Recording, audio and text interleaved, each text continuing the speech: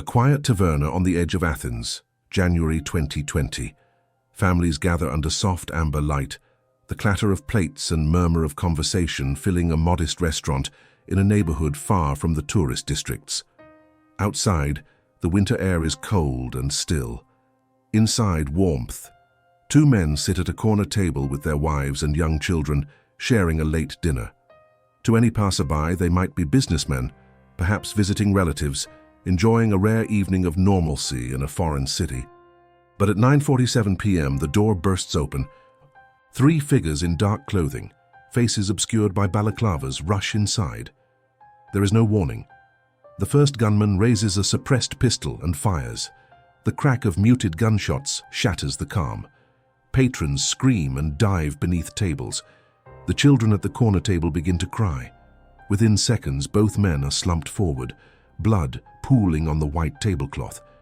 The assassins turn and vanish into the Athens night as quickly as they appeared, leaving behind chaos, terror, and two lifeless bodies.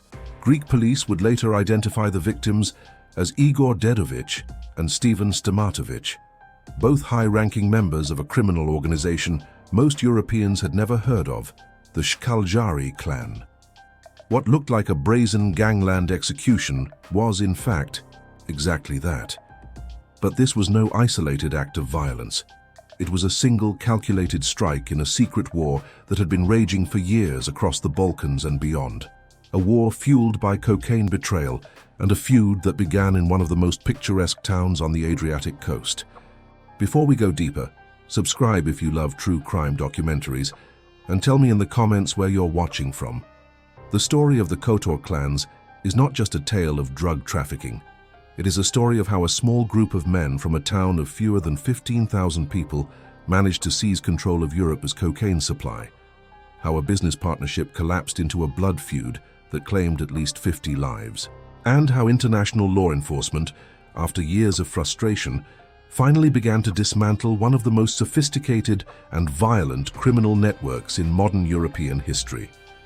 To understand how we arrived at that blood-soaked taverna in Athens, we must travel back more than a decade, to the sunlit shores of Montenegro and the power vacuum that set everything in motion.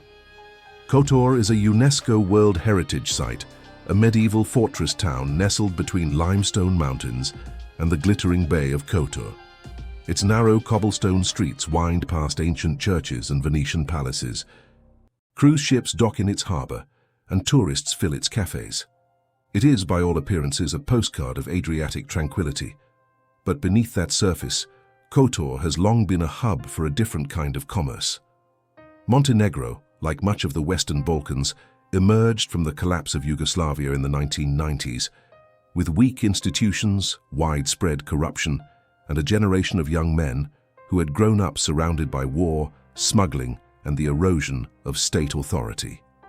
In the early 2000s, as Montenegro began its slow transition toward European integration, its criminal networks were also evolving.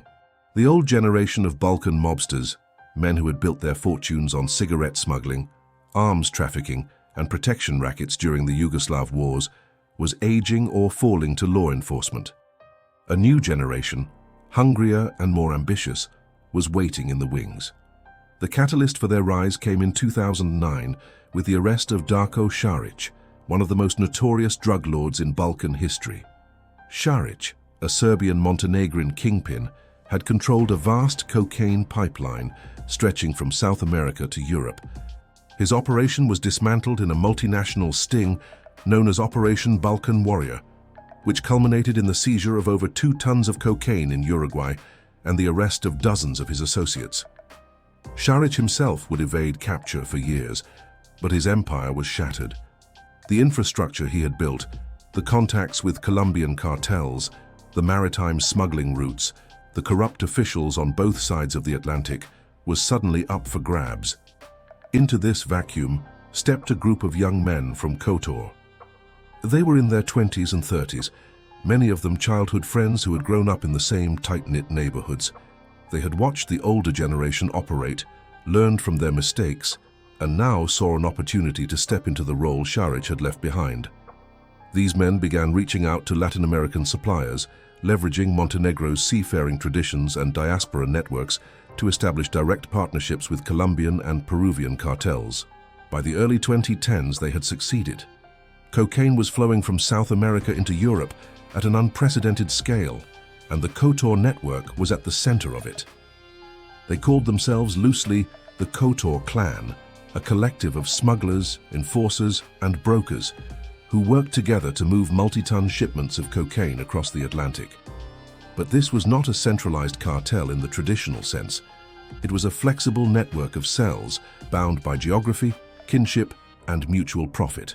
The key figures in this early period were Jovan Vukotic and Igor Dedovic, who would later lead the Škaljari faction, and Slobodan Kaštelan and Radoje Zvicer, who would become the heads of the Kavač clan. At this stage, they were partners, working in concert to flood European markets with South American cocaine. The profits were staggering. By some estimates, the Kotor network was handling hundreds of millions of euros in cocaine revenue each year. They bought luxury homes in Spain and Dubai, drove high-end cars and lived like young kings. But as the money grew, so did the tensions. The breaking point came in 2014 during a deal in Valencia, Spain. A shipment of 200 kilograms of cocaine, worth several million euros on the street, went missing. Within the Kotor network, accusations flew. Someone had stolen the shipment, or skimmed from it, or arranged for it to disappear. Trust, the fragile glue holding the network together, began to dissolve. Fingers were pointed. Meetings turned hostile. The once unified Kotor gang fractured along neighborhood lines. On one side were Jovan Vukotic and Igor Dedovic, who aligned themselves with associates from the Škaljari neighborhood of Kotor. On the other were Slobodan Kaštelan and Radoje Zvicer, who drew support from the Kavač neighborhood. The names Škaljari and Kavač would come to define two bitterly opposed factions in what would become one of the most violent organized crime conflicts in modern European history. What began as a business dispute, a missing shipment, a question of money, would escalate into a war of extermination. Both sides had access to vast financial resources, international criminal contacts, and a willingness to use extreme violence to settle scores. The Montenegrin cocaine monopoly had cleaved in two, and the consequences would be felt from the Adriatic to the Aegean, from the streets of Belgrade to the ports of Rotterdam. The first casualty of the Škaljari-Kavač war came in early 2015. A Škaljari associate was gunned down in broad daylight in Belgrade, Serbia. It was a clear message. The feud was no longer about money, it was personal. What followed was a cascade of tit-for-tat assassinations, each side hunting the other's members across Montenegro, Serbia, and eventually much of Europe. By the mid-2010s, bodies were turning up regularly. Some were shot in their cars. Others were killed in cafes or outside their homes. A few were blown apart by car bombs. The violence was not confined to the criminal underworld. Family members, friends, and even bystanders were caught in the crossfire. In April 2019, Jovan Vukotic's father was shot dead outside the family home in Kotor. He was not involved in his son's criminal activities, but that did not matter. The message was clear: no one connected to the clans was off limits. The tactics used by both sides were chilling in their brutality and sophistication. Some hits were carried out by professional assassins, former soldiers, ex-special forces operatives, even foreign mercenaries hired for specific jobs. These men were methodical, patient, and deadly. Other killings were messier, carried out by younger gang members eager to prove themselves or settle personal grudges. The result was a steady tempo of violence that terrorized communities across the Balkans. What made this conflict especially dangerous was its reach into the upper echelons of society. The rival clans had become extraordinarily wealthy through cocaine trafficking, and they used that wealth to buy influence. Police officers, prosecutors, judges, and politicians were allegedly paid to look the other way, to tip off fugitives, or to sabotage investigations. Entire units within law enforcement were rumored to be loyal to one clan or the other. A secret civil war was raging within the Western Balkan underworld, and its shockwaves were felt across Europe. Yet even as they waged this brutal war against each other, both clans continued to operate their core business, smuggling cocaine. The real money was not made on the streets of Montenegro or Serbia. It was made by supplying Europe's insatiable demand for cocaine, a market worth billions of euros annually. So while hitmen hunted rivals, the Montenegrin brokers kept the cocaine pipeline flowing, delivering ton after ton of product to distributors in Germany, France, the Netherlands, Spain, and the United Kingdom. It was only a matter of time before this deadly struggle, and the massive drug trade behind it, drew intense scrutiny from international law enforcement. The stage was set for a reckoning. By the late 2010s, the Kotor clans had evolved from regional gangs into a global trafficking enterprise. The Western Balkan traffickers, Montenegrins, Serbs, and their allies, had become masters of logistics, moving cocaine across oceans and borders with astonishing efficiency. Unlike the hierarchical Italian mafias or the centralized Colombian cartels, these Balkan networks operated in flexible, decentralized cells. They used trusted contacts in port cities, Balkan diaspora communities, and maritime industries worldwide to coordinate shipments. Their specialty was infiltrating the global shipping industry. After all, over 90% of global trade moves by sea, and Montenegro's long seafaring tradition gave them a distinct advantage. One of the most infamous examples of their methods came to light in June 2019, when US authorities in Philadelphia discovered nearly 20 tons of cocaine hidden aboard the MSC Guyane, a massive container ship. It was one of the largest cocaine seizures in American history. The scheme was audacious. As the ship crossed the Atlantic, several crew members, including multiple Montenegrin sailors, had used ropes and nets to haul duffel bags full of cocaine from speedboats directly into the vessel's cargo holds at night, then resealed the containers with counterfeit seals to avoid detection. It was an inside job on the high seas, orchestrated by crewmen recruited by Balkan traffickers. 8 crew members, including 5 Montenegrins and 1 Serb, were later convicted. The chief logistician behind the Guyane shipment, according to US prosecutors, was a Montenegrin ex-boxer turned drug trafficker who is now in custody awaiting trial in New York. And that was just one shipment. Across South America and West Africa, a web of Montenegrin operatives orchestrated countless loads of cocaine bound for Europe. Traffickers from the clans lived for years in countries like Brazil, Colombia, and Venezuela, forging partnerships with local suppliers and arranging transatlantic shipments. They dispatched fishing boats laden with cocaine from ports in Suriname, Venezuela, and Brazil, sailing toward West Africa or directly to Europe, with tons of product hidden on board. West African ports and islands became waypoints where drugs were stashed or transferred to yachts and sailing vessels headed north. In one documented case, authorities believed the Kavač clan was coordinating a fleet of fishing boats moving 1.2 tons of cocaine every 2 weeks from South America to West Africa, an almost industrial-scale supply line. From there, much of the cocaine flowed into Europe's biggest ports, Rotterdam, Antwerp, Hamburg. Hidden among legitimate cargo, it was virtually untraceable by the time it reached the streets of Paris, London, or Berlin.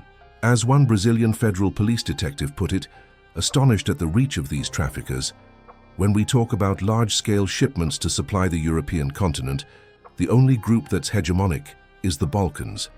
Yet, even as the Balkan mobsters solidified their role as Europe's cocaine shipping giants, they were spending just as much effort trying to annihilate each other. The Montenegrin clan war raged in parallel with the cocaine boom, a secret war that spilled blood from the Adriatic to the Aegean. The clans showed a chilling determination to wipe out their rivals no matter where in the world they hid. They hired professional hitmen, some of them former soldiers, or even foreign mercenaries to carry out high-profile assassinations of enemy bosses. For less prominent targets, they recruited local thugs and hungry young gangsters willing to kill for quick payouts. This mix of highly trained killers and amateur gunmen ensured a steady tempo of violence. Some hits were sophisticated and surgical, others were brazen and messy, endangering innocent bystanders. We have already witnessed one such attack, the Athens restaurant ambush of January 2020. Igor Dedovic, one of the victims, was a top Škaljari leader. The other, Stevan Stamatovic, was another senior clan member. They had believed themselves relatively safe that evening, dining with their wives and children in a foreign city. But the Kavač hit squad had no qualms about executing them in front of their families. The hit was meticulously planned and swift. It stunned Greek authorities and sent a clear signal to the Škaljari: nowhere is safe. But it would not be the last time their paths crossed in Greece. Just 6 months later, in July 2020, two Škaljari-affiliated men, Alan Koza and Damir Hadjic, were found riddled with bullets outside a rented villa on the island of Corfu. They too had been hiding abroad, only to be hunted down. Investigators later determined that the Corfu double murder was arranged via encrypted phone messages by Kavač members and carried out by assassins on Zvaisa's orders. The Balkan cocaine war had truly gone international.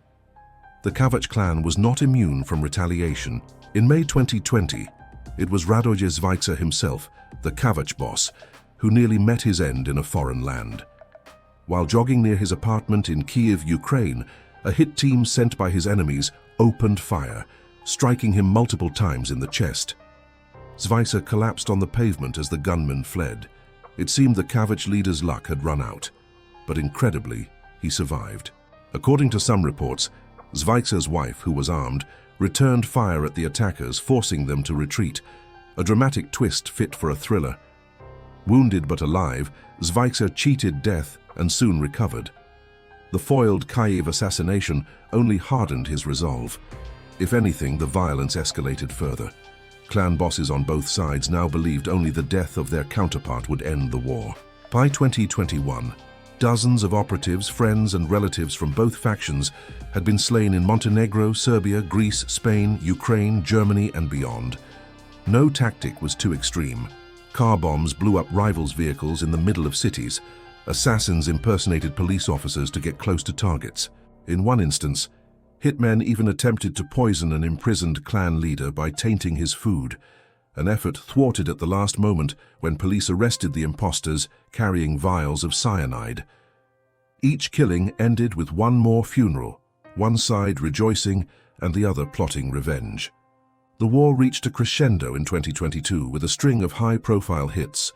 The Škaljari clan, already decimated, lost its figurehead. In September 2022, Jovan Vukotic, the very man who had once led the Škaljari faction, was assassinated in Istanbul, Turkey.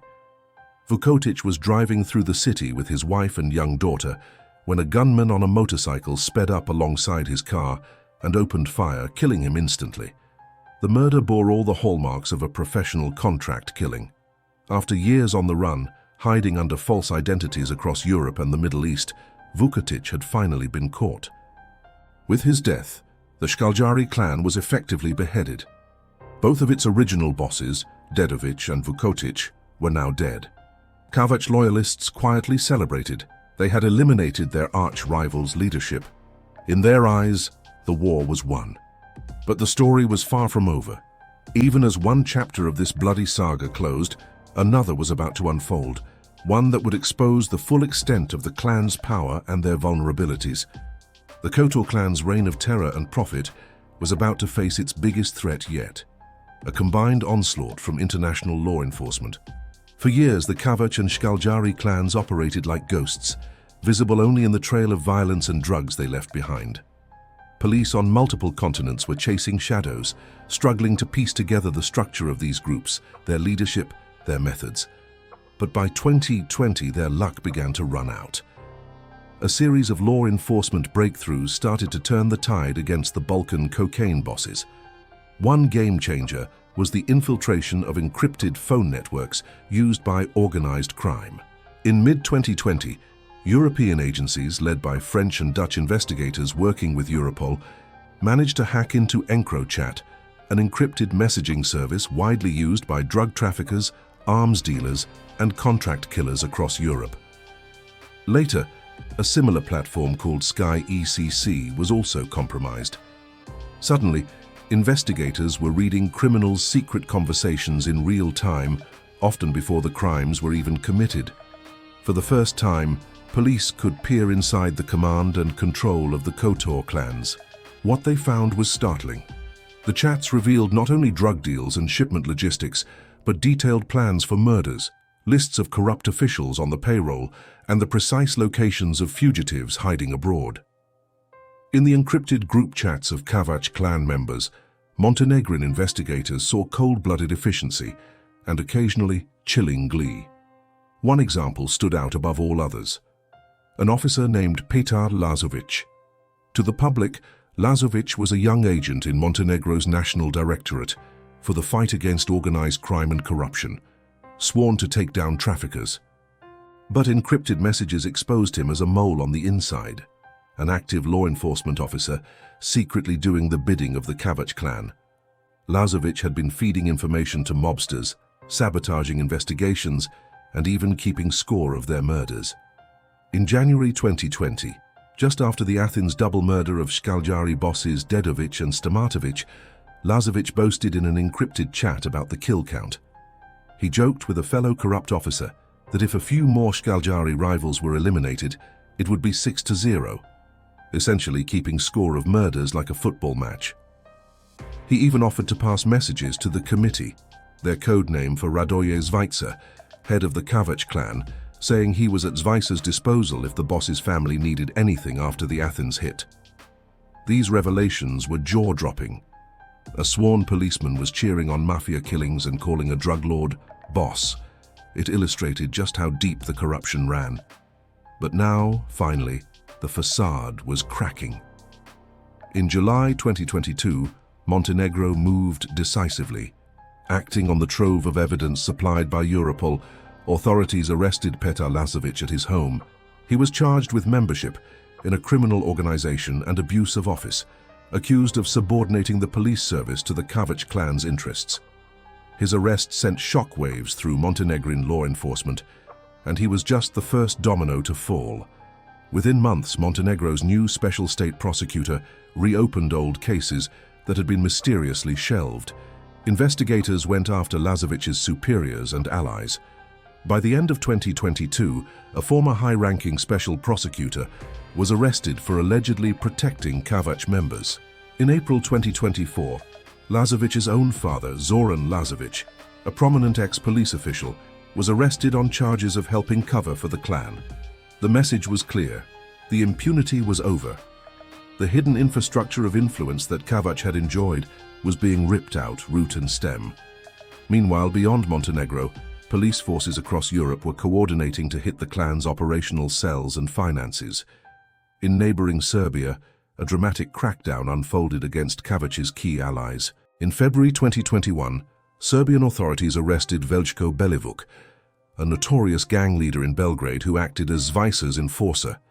Belivuk and his crew, known for extraordinary brutality, had allegedly carried out murders on behalf of the Kavač clan, including dismembering victims and disposing of bodies in an industrial meat grinder to leave no trace. When police raided Belivuk's secret hideout, they indeed found a heavy-duty meat grinder covered in biological traces, confirming the horrifying rumors. Photos of grisly crime scenes and torture devices seized from Belivuk's safehouse made headlines across the Balkans. The so-called Belivuk group was neutralized, and with it, the Kavač clan lost its deadliest hit squad in Serbia. Across Europe, more dominoes fell. In 2022, Spanish and Serbian police collaborated to intercept a sailing yacht near the Canary Islands, packed with 2.7 tons of cocaine destined for Europe. The alleged kingpin behind the shipment was Slobodan Škaljari, a 70-year-old Serbian trafficking veteran who had been living in Brazil for years. Nicknamed the General, Škaljari had built extensive ties to South American cartels and oversaw huge transatlantic shipments. His arrest in August 2023 was a major coup, proof that even senior Balkan traffickers who thought themselves untouchable could be tracked down and brought to justice. That same year, Europol announced the takedown of a sprawling super cartel that was supplying about 1/3 of all cocaine in Europe. Among those arrested was Edin Gacanin, a Bosnian Dutch drug boss who led the so-called Tito and Dino cartel. Gacanin was a key partner, connecting Latin American producers with European distributors, including networks in the Western Balkans. He was apprehended in the UAE, and other arrests followed in France, Spain, Belgium, and the Netherlands. This super cartel bust demonstrated the massive scale and connectivity of modern drug networks. The Montenegrin clans did not operate in isolation, but as part of a broader alliance of kingpins spanning Europe and the Middle East. Multinational investigations also homed in on the financial flows of the Balkan bosses. Authorities traced laundered money through luxury real estate in Spain and Dubai, shell companies in offshore tax havens, and cryptocurrency accounts. They found clan leaders living large off drug profits, mansions on the Turkish Riviera, $2 million apartments in Dubai, private yachts and fleets of luxury cars. Even as they ordered killings back home, governments began freezing these assets and sharing intelligence to squeeze the traffickers' wallets, not just their triggermen. And crucially, the Western Balkan countries themselves ramped up cooperation with Western agencies. In one high-stakes operation in February 2020, Montenegrin police worked with the UK's National Crime Agency and international partners to track a cargo ship named Aressa in the Caribbean. Acting on Montenegrin and Serbian intelligence, Colombian and Dutch forces intercepted the Aressa off the coast of Colombia. On board, they hit the jackpot: 5 tons of cocaine bound for Europe, hidden in a bulk carrier sailing from Venezuela to Greece. The entire Montenegrin crew of 7 was arrested, and the cocaine, worth an estimated €189 million, was seized. The operation was hailed as a model of international teamwork. It also pulled back the curtain on Montenegro's outsized role in global smuggling. British officials openly acknowledged that Balkan crime groups had become dominant suppliers of cocaine, posing a major threat even before the drugs reached UK shores. By late 2023, the once invincible Kotor clans were on the defensive. Hundreds of arrests had been made across Europe. Dozens of operatives and associates were behind bars. Guns, cash, and cocaine were seized in record quantities.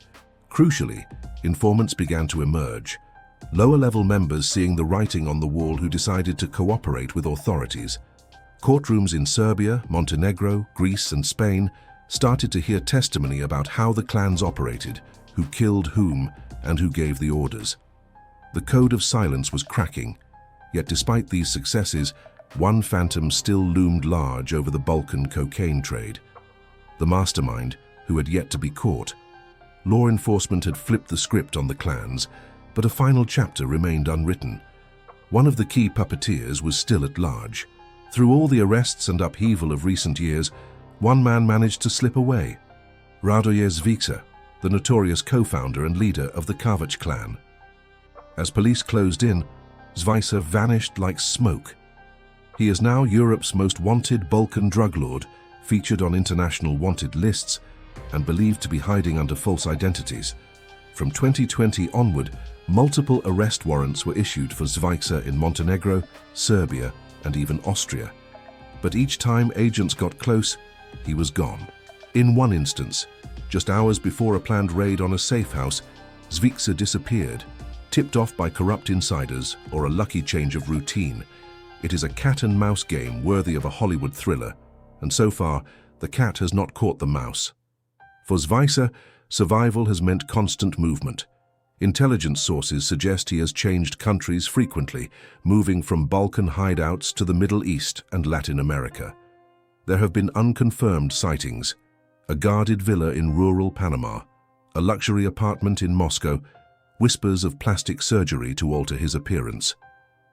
All the while, investigators believe he continues to coordinate cocaine shipments and manage what is left of the Kavač network from the shadows. It is a testament to the infrastructure these clans built. Even decapitated, they maintain momentum, like a headless snake still coiling. As of late 2024, Zvica remains a fugitive, likely protected by a mix of loyal henchmen and whatever alliances or bribes he can muster. However, his world has shrunk. The empire he once ran with impunity is now largely dismantled. His longtime partner, Slobodan Kaštelan, was arrested and faces trial in Montenegro. Dozens of his best hit men and smugglers are imprisoned or dead. His assets are seized or frozen. Most crucially, his protectors in police and politics have been exposed and taken down. The safety net that allowed Zvica to evade the law for so long has frayed badly. It is only a matter of time before the noose tightens. As one detective put it recently, he can run, but he's running out of places to hide. The fall of the Kotor clans has sent shockwaves through organized crime circles. For nearly a decade, these Montenegrin and Serbian brokers sat at the apex of Europe's cocaine trade, brokering deals between South American cartels and European distributors with ruthless efficiency. They proved that a crew from a tiny Balkan country could become kingpins on a global stage, outsmarting and out-earning more famous mafia groups. They showed a willingness to employ unlimited violence to protect their business, devastating their own communities in the process. At least 50 people lost their lives in the Kotor clan feud, and many more were tortured, maimed or terrified into silence. The conflict even drew in Serbia's feared Zeman clan, Belgrade football hooligan gangs, and corrupted officials, creating a dark web of alliances that rewrote the Balkan criminal landscape. Now, with one clan wiped out and the other on its last legs, Balkan authorities and their European partners have a brief moment to breathe. They have stunted the cocaine pipeline that ran through Montenegro's port of Bar and Serbia's Danube crossings. They have disrupted the flow through Spain's ports and foiled gangland plots from Athens to Antwerp. For the first time in years, Montenegrin citizens have seen powerful mafia figures and their backers hauled into court in handcuffs, a sign that justice, albeit delayed, is possible. In a region where many doubted whether the untouchables would ever be touched, this is no small victory. And yet a larger question looms: has anything really changed?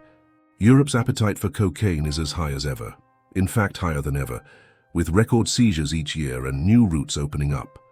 The demand that fueled the rise of the Kotor clans is still there, and so are countless other criminals eager to take their place. The Western Balkans remain a fertile ground for organized crime due to lingering corruption, weak institutions, and strategic geography. As the Kavač and Škaljari war dies down, new groups are already moving in to grab market share. Law enforcement sources warn that Albanian mafia networks, for instance, are extending their reach, and remnants of the old clans may reform into smaller cells rather than disappear. The globalized drug trade is a hydra. Cut off one head and another emerges. Still, something has changed. The myth of invincibility around the Balkan cocaine brokers has been shattered. Their story is now widely known, told in courtrooms, detailed in media exposés, and studied by police agencies worldwide.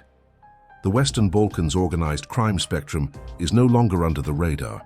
It is in the spotlight. Even the British government has acknowledged the threat, funding programs to counter Western Balkan crime groups before their drugs and violence can reach the UK. In the end, the saga of the Kotor clans is a cautionary tale of power and hubris. Two childhood friends turned enemies from a picturesque coastal town managed to flood Europe with cocaine, enrich themselves beyond imagination, and unleash a wave of carnage, only to eventually see it all collapse under its own weight and the weight of concerted policing. It took an international effort to bring them down, from Europol task forces and American DEA agents to local Balkan detectives who refused to be bought.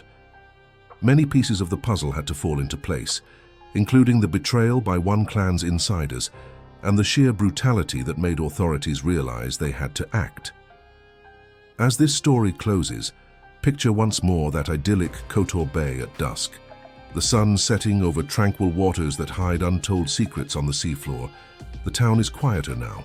The murders have subsided, but the shadow of the cocaine trade still lingers over the Adriatic.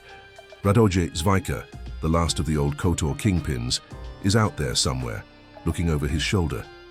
Will he be the next to fall, or will he manage to reinvent himself and his business yet again, in a world that has grown wise to his tricks? One thing is certain: as long as there is money to be made, the underworld will keep adapting. The Western Balkans' role in the cocaine trade was once a hidden story. Now it is an open book. The final chapter for the Kotor clans is being written in real time, with each arrest and each seizure. The war may be over, but the fight against the pipeline they built is not. Europe's drug habit ensures that new criminals will step up to pull the strings. The real question now is, can authorities stay one step ahead in this deadly game, or will another Balkan ghost network rise to take the crown? This has been a journey into one of the darkest chapters of modern organized crime. A true crime documentary of ambition, betrayal, and the high cost of greed. The Kotor clans may be broken, but the forces that created them, demand, corruption, and opportunity, remain as potent as ever.